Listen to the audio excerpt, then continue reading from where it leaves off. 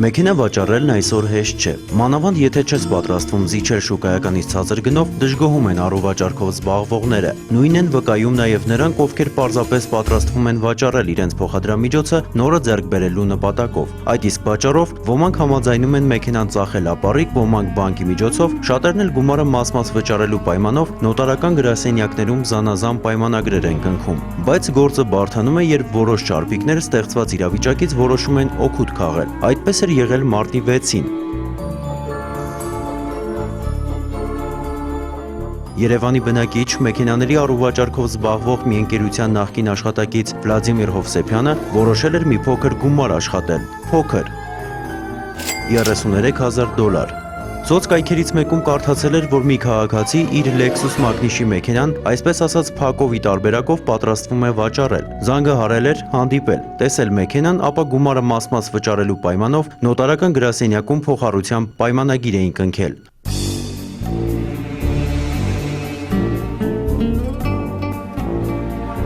Սեփականը տիրոջից լիազորագիր էր վերցրել։ $47,500 արժողությամբ Lexus-ի դիմաց ընդամենը $14,500 վճարելուց հետո փողի մնացած մասը մարելու փոխարեն այն մեկ այլ քաղաքացու էր վաճառել եւ տիրացել գումարին։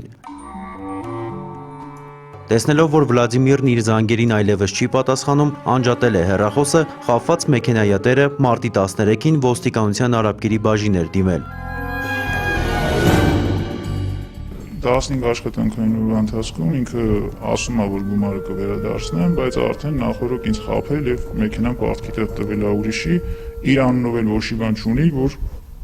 իմ գումարը կարողանա վերադարձնի ու ոչ մի միջոց չունի։ Մարտի 18-ին քրեական հետախուզության բաժանմունքի աշխատակիցները Բաղրամյան փողոցի նոտարական գրասենյակներից մեկի մոտից հայտնաբերեցին Վլադիմիր Հովսեփյանին եւ խարդախություն կատարելու կասկածանքով բերման ենթարկեցին ոստիկանության արաբկիրի բաժին։ Հովսեփյանը չէր հերքում կատարածը, միայն թե փորձում էր հավատացնել, որ գումարի մնացած մասը վճարելուց չի հրաժարվում։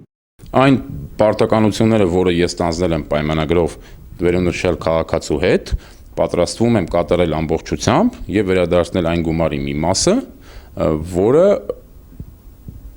ին վրա վերցրել եմ պարտականություն պայմանագրով եւ պատրաստվում եմ վճարել մինչեւ ժամկետի ավարտ։ Նշենք, որ ներկայումս մեկ այլ գործով Վլադիմիր Հովսեփյանի նկատմամբ քրեական օրենսգրքի 178-րդ հոդվածի 3-րդ մասի հատկանիշներով խարդախություն մեղադրանք է առաջադրված։ Մեքենաների առուվաճառքի հետ կապված նմանատիպ մի գործ էլ քննվում է Մալայզիայի քննչական բաժնում։ Ոստիկանները կասկածներ ունեն, որ Վլադիմիր Հովսեփյանի հանցավոր գործողություններից տուժել են այլ անձինք եւս, ովքեր կարող են դիմել ոստիկանության արաբկիրի կամ մոտակա բաժին կամ զանգահարել 230202 270202 հեռախոսահամարներով։